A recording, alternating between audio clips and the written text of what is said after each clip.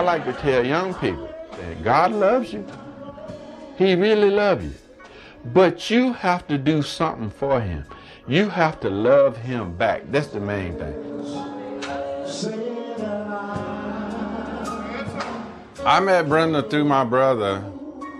She had a real sensible head on her. And she was also really put together well.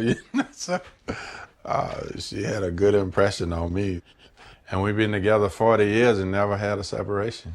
Never. I had good kids. We had one of each sex. When my kids were growing up, I said, God, please, don't let my son grow up to be a faggot. And my daughter, a slut. And he did not. He did not do that. He reversed it. Tonya, growing up, was a loner. I was very quiet, very shy. My favorite thing to do would be to be alone in a room with a book. In fact, my mother and I would make weekly trips to the library and get a bunch of books for the week, and we both really loved to read. We liked a lot of the same things. My relationship with Tonya was a mother, but we were friends as well.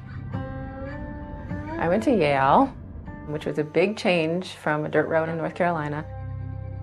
It took a lot of adjusting. I was really unhappy in my first semester of college. Everybody walked too fast, it was too cold, everybody seemed to have a summer home in the whatever. I mean, I just didn't feel like I fit in anywhere. And I ended up starting a support group for people who were questioning their sexuality. A person who was going to the group and who ended up helping me organize it ended up being my first female partner. It was a really difficult thing because I'd always been really close to my mother and talked to her about just about everything. And it just got harder and harder to have a relationship and not be able to tell her those things. So I decided I would tell her in an effort to improve our relationship. And how did that go? It was remarkably unsuccessful.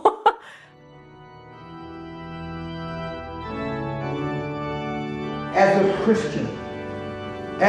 Christian, I believe with all my heart that homosexuality is wrong.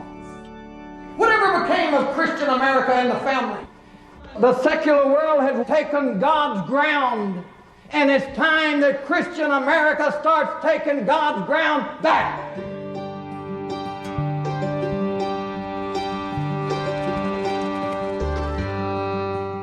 My dad said I could go anywhere in the country as long as it was a Lutheran college, and I decided I wanted to get out of Minnesota, so I went down to California Lutheran, and that's where I met Phil.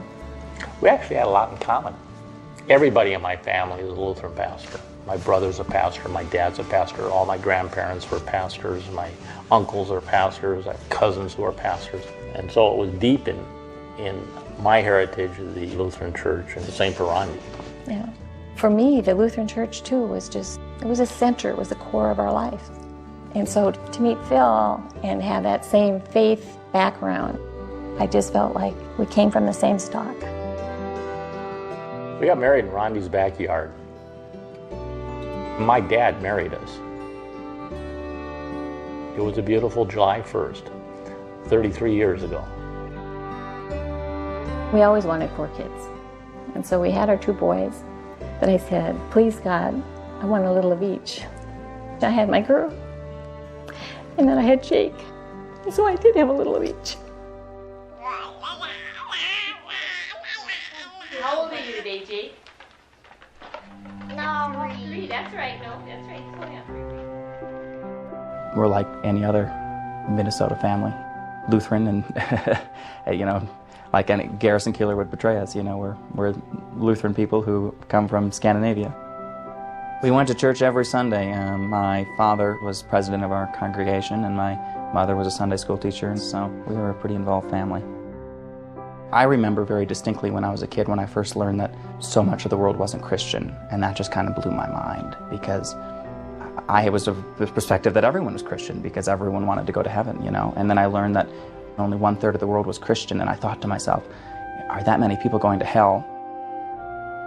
And I remember one Sunday where my pastor preached on homosexuality, and it wasn't in the best of light, but I didn't want to question because I knew that the answers wouldn't be good.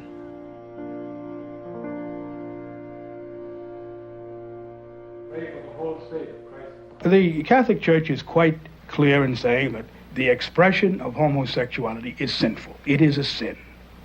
But on the other hand, the Church is equally clear in saying that the tendency toward homosexuality is in itself blameless. Take away the breath of flowers, it would surely be a sin. Take that rain from April showers, yes, it's a sin. Is it a sin? My parents were very religious. They were both Catholic. And you talk about a little bit of intolerance. It was mainly between the different religions. Yeah. So when I came home and I said I'm marrying a Baptist, their first reaction was, "Oh, you're not marrying a Catholic boy?" You know. But the compromise was, we will raise the children Catholic. 'Cause it's no sin.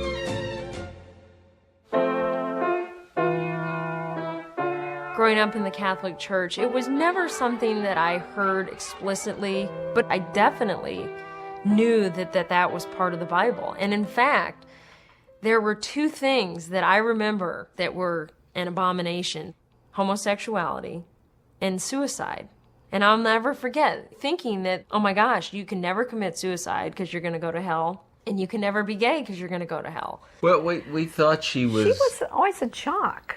We thought she was athletic, but she was good too. She was a good athlete. She's a good athlete. Yeah. But she also wore pants more than skirts and dresses. But that was because she was trying to be like Matt, well, like her older brother. Well, that's what we thought, and I still think that. When I was in high school and college, I remember my girlfriends talking about sex, saying how great it was and how wonderful it was, and I'm like, this sucks. Why do you like that?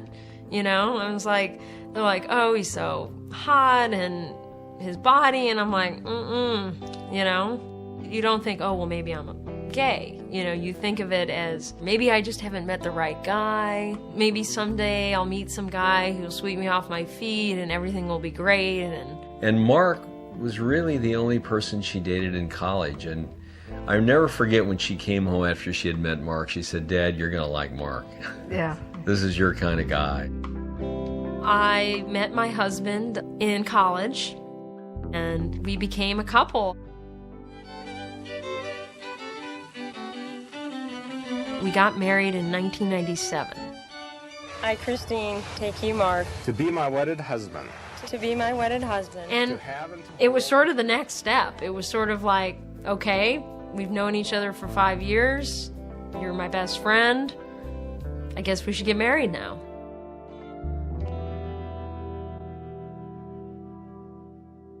I decided to be confirmed in the Episcopal Church my senior year of college.